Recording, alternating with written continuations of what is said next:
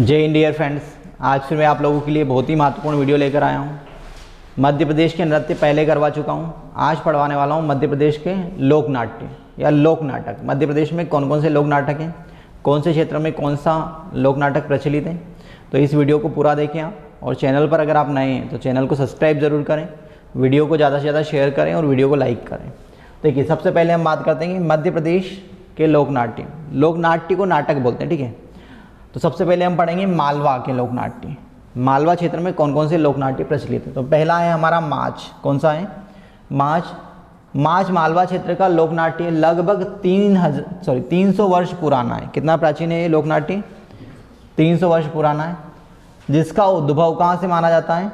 राजस्थान के ख्याल से माना जाता है, ठीक है। मतलब राजस्थान से संबंधित है। और मध्य प्रदेश में माच परंपरा कहाँ से शुरुआत होती है? तो उज्जैन से। मध्य प्रदेश में माच की शुरुआत कहाँ से होगी? तो उज्जैन से। पर ये वास्तव में है कहाँ का? राजस्थान का। माच नाट्य का प्रारंभ रात्रि के प्रथम पहर से होता है। मतलब ये स्टार्टिंग कब होती है?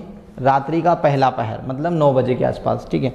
इसके बाद देखिए, मध्य प्रदेश सरकार ने इसको क्या बनाया है? राजकीय नाट्य। मध्य प्रदेश का राजकीय नाटक क्या है? तो माच। और राजकीय नृत्य कौन सा है? राई स्वांग। अब देखिए, अगला नाट्य आता है मालवा का हमारा भवई।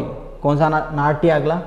भवई। अब देखिए, इसमें प्रश्न क्या आता है कि माच मध्य प्रदेश के कौन से क्षेत्र का में होता है? तो मालवा में होता है। भवई कौन से क्षेत्र का राजकीय नाटक है? मतलब कौन से क्षेत्र में होने वाला नाटक है मध्य प्रदेश में? तो ये कहाँ होता है? मालवा में। तो देखिए, अगला क्या है अब हमारा? भवई। भवई नाट्य मध्य प्रदेश के मालवा क्षेत्र का मुख्य कहाँ होता है? तो झाबुआ के आसपास होता है। ये ध्यान रखना। भवई मालवा में भी कहाँ होता है? तो झाबुआ क्षेत्र के आसपास होता है। और किनके द्वारा किया जाता है? तो भील जो संप्रदाय होता है उसके द्वारा भवई किया जाता है मालवा में। इसके बाद देखिए, आगे बढ़ते हैं। भारतीय लोक नाट्य के विद्वान देवीलाल संभर ने भवई को मालवा और राजस्थान की उत्पत्ति बताया कि जो भवई है ये कहाँ से उत्पत्ति हुई है? उत्पत्ति हुई है इसकी तो मालवा और राजस्थान में इसकी उत्पत्ति हुई है। इसके बाद देखिए, अगला आता है हमारा मालवा का अगला नाटक है कठपुतली का नाटक, ठीक है। कठपुतली तो लगभग पूरे मध्य प्रदेश और राजस्थान में चलता है। अब देखिए, राजस्थान राज्य की सीमा से लगे मध्य प्रदेश के ज़िलों में कठपुतली लोक नाट्य होता है, ठीक। कठपुतली में क्या होते हैं? कठपुतली का खेल दिखाया जाता है। कठपुतली उसमें हाथों से वो करते हैं मुँह, और जो पुतली वगैरह होती है वो अलग अलग तरीके से एक्टिंग वगैरह करते हुए प्रदर्शित होता है। तो कठपुतली मालवा में होता है। इसके साथ पूरे मध्य प्रदेश में लगभग होता है, पर मुख्य रूप से मालवा बोल सकते हो, जो राजस्थान से लगे हुए ज़िले हैं वहाँ पर। इसके बाद देखिए, निमाड़ के लोक नाट्य। अगला क्या है अब हमारा? निमाड़ क्षेत्र में कौन कौन से लोक नाट्य होते हैं? तो निमाड़ में होता है गम्मत। गम्मत बहुत बार परीक्षा में पूछा गया है, गम्मत कौन से क्षेत्र में होता है मध्य प्रदेश में नाटक? तो देखिए, निमाड़ क्षेत्र में प्रचलित गम्मत लोक नाट्य है, जीवन पर आधारित है, लोगों के जीवन पर आधारित है गम्मत, ठीक है। और गम्मत नाट्य मुख्यतः 3 अवसरों पर किया जाता है: नवरात्रि, होली और गणगौर पर्व पर, ठीक है। अब देखिए, यहाँ नाट्य विशेष रूप से ग्रामीण क्षेत्रों के चौपालों पर गणेश और सरस्वती की वंदना के पश्चात किया जाता है, जिससे मृदंग, ढोलक और झांझ वादन यंत्र बजाए जाते हैं। मतलब जो यंत्र होते हैं उनके द्वारा ये बजाकर स्टार्ट किया जाता है निमाड़ क्षेत्र में, ठीक है। साथ ही समसामयिक घटनाओं की अभिव्यक्ति भी होती है। जो गम्मत होती है, मतलब इसमें एक आप बोल सकते हो कि ये उस जो तात्कालिक समस्या रहती है उनको भी प्रदर्शित करते हैं ये लोग, ठीक है। इसके बाद देखिए, रासलीला ग्रामीण क्षेत्र में भादोपद मास में जन्माष्टमी के अवसर पर भगवान कृष्ण के विभिन्न प्रसंगों की प्रस्तुति रासलीला में की जाती है। यह नाट्य गीत, नृत्य और संगीत का समन्वय होता है, ठीक। इसमें मतलब ये सभी चीज़ें आपको देखने को मिलेगी, नाट्य भी मिलेगा, गीत भी मिलेगा और संगीत भी मिलेगा। इसके बाद अगला क्षेत्र आता है हमारा बुंदेलखंड। बुंदेलखंड के लोक नाट्य। बुंदेलखंड में कौन कौन से लोक नाट्य होते हैं? तो देखिए, स्वांग। अब देखिए, स्वांग जो है ना, ये एक नाटक की तरह भी होता है, एक डांस की तरह भी होता है, ठीक है। इसमें नाटक की तरह भी बताया जाता है, कुछ चीज़ों का चित्रण किया जाता है, और डांस भी बोलते हैं इसको, ठीक।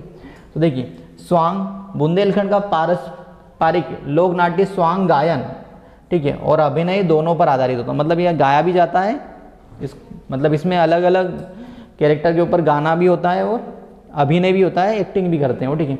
स्वांग विभिन्न त्योहारों, अवसरों पर प्रस्तुत किया जाता है, और इस विषय में सामाजिक बुराइयाँ होती है उस पर भी चित्रण होता है इसमें, ठीक है। समसामयिक घटनाओं से संबंधित होता है, ठीक है। मतलब जो भी तात्कालिक घटनाएं होती हैं, जो सामाजिक समस्याएं होती है, जो मुद्दे होते हैं, उसके बारे में इसमें चित्रण करते हैं। जैसे दहेज प्रथा हो गया, ठीक है। इसके बाद भ्रूण हत्या वगैरह पे भी कई बार इसमें प्रस्तुति दी जाती है। इसके अन्य नाम क्या है? नवरात्रि के स्वांग, बहुरूपियाँ, बेरूपियाँ बनकर आते हैं, ठीक है। स्वांग बच्चों के स्वांग, होली के स्वांग आदि पर प्रस्तुत किया जाता है। जैसे लड़की का जन्म हुआ, लड़के का जन्म हुआ, उससे संबंधित भी रहते हैं कुछ। इसके बाद अधिकांश क्षेत्रों में स्वांग प्रायः राई की फसल कटने के पश्चात किया जाता है, ठीक है। राई की फसल कट जाती है, उसके पश्चात होता है, ठीक। इसके बाद देखिए स्वांग नाट्य में नाट्य का विवरण 9वीं शताब्दी में नाथ सिद्ध संप्रदाय के सिद्ध कवि कणप्पा के काव्य में मिलता है। बुंदेलखंड के प्रमुख स्वांग धतूरा, स्वांग में धतूरा खान, सुरालुआंग, पंडित ठाकुर, सुनार, दाकज तथा भूरी भैंस की प्रस्तुति होती है। ये उसके कैरेक्टर होते हैं स्वांग के, ठीक।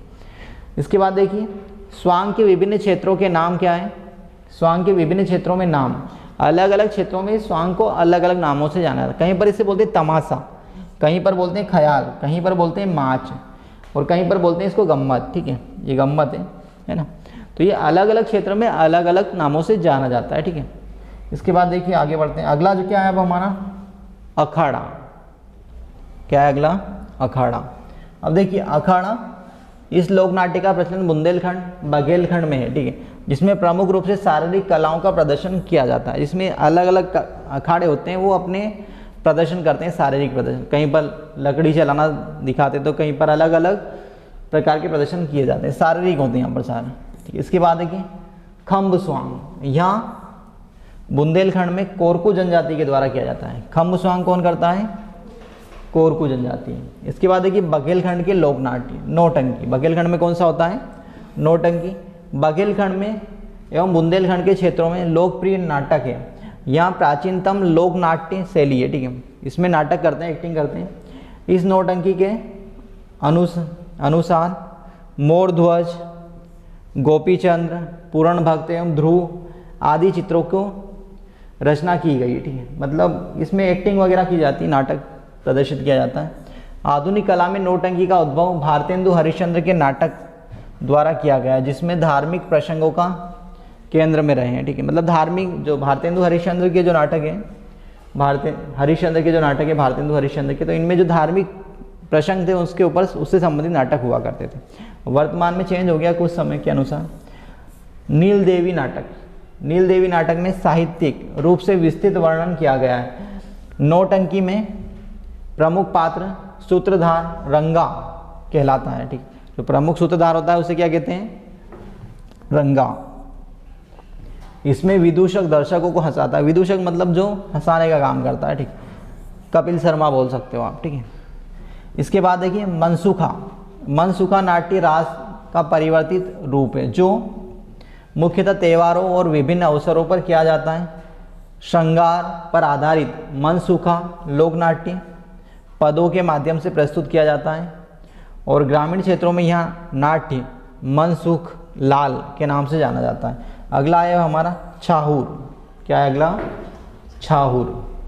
अब देखिए बघेलखंड का प्रसिद्ध नाटक है, जो अहीर संस्कृति में का प्रतिनिधित्व करता है। छाहूर की संस्कृति का कृषक व अहीर, ठीक है, कृषक और अहीर संस्कृति का ये प्रतिनिधित्व करता है। यह नाट्य दीपावली से आरंभ होकर अष्टमी तक तेली, कुम्हार और अहीर जाति के लोगों द्वारा किया जाता है। बघेली छाहूर नाट्य शौर्य, प्रेम, श्रृंगार आदि पर आधारित होता है, और इसमें मुख्य विशेषता सामंती व्यवस्था को जनता के समक्ष प्रस्तुत करना होता है, ठीक है। अब देखिए इसमें क्या करते हैं, जो सामंती व्यवस्था होती है, किस प्रकार से सामंत वगैरह पहले शोषण करते थे किसान वगैरह का, उसको प्रदर्शित किया जाता है। इसके बाद है रास। अगला कौन सा है हमारा? बघेलखंड के ग्रामीण क्षेत्रों में राधा कृष्ण और गोपियों के प्रसंगों पर कृष्ण लीला को रास नंद के रूप में प्रस्तुत किया जाता है। इन प्रसंगों में मुख्यतः वेद्य लीला, गेंद लीला, नर्तकी प्रसंग, कालिया नाग प्रसंग का प्रदर्शन किया जाता है, और इसके अभिनय से संबंधित तत्वों में पारसी संस्कृति के प्रभाव को देखा जा सकता है। ठीक है, मतलब जो रास होता है इसमें जो कृष्ण और राधा से संबंधित प्रसंग है वो देखने को मिलेंगे, या कृष्ण लीला से संबंधित सारे प्रसंग मिलते हैं। ठीक है, इसके बाद अगला आता है लक्कड़ बग्गा। कौन सा है अब? लक्कड़ बग्गा। लक्कड़ बग्गा नाटक विवाह के पश्चात बघेलखंड क्षेत्र में आदिवासी युवक युवतियों के द्वारा खुले मंच पर किया जाता है। इस नाटक में मुख्यतः पशु और मानव के पारस्परिक संयोग का अभिनय प्रस्तुत किया जाता है। इसके बाद अगला आता है हमारा जिंदम्बा। क्या है अगला? जिंदम्बा। ठीक है, जिदम्बा लोकनाट्य महिलाओं द्वारा विवाह के अवसर पर बसी के दिन पर किया जाता है। ठीक है, बघेलखंड के विभिन्न क्षेत्रों में इसे बहलोल के नाम से भी जाना जाता है। ठीक है, अब देखिए ये मध्य प्रदेश में अगला है हिंगोला। क्या है? हिंगोला। हिंगोला नाट्य गीतों की नोकझोंक के रूप में एक मंच रहित सरलीकृत नाट्य परंपरा है। ठीक, अब देखिए ये मध्य प्रदेश के सारे नाटक हो गए क्षेत्र वाइज। इसके पहले हमने नृत्य सारे करवा चुका हूँ मैं। ठीक है, तो ये दोनों टॉपिक महत्वपूर्ण कंप्लीट हो चुके हैं। तो इस वीडियो को आप ज़्यादा से ज़्यादा शेयर करें और चैनल पर अगर आप नए हैं तो चैनल को सब्सक्राइब जरूर करें। Thank you.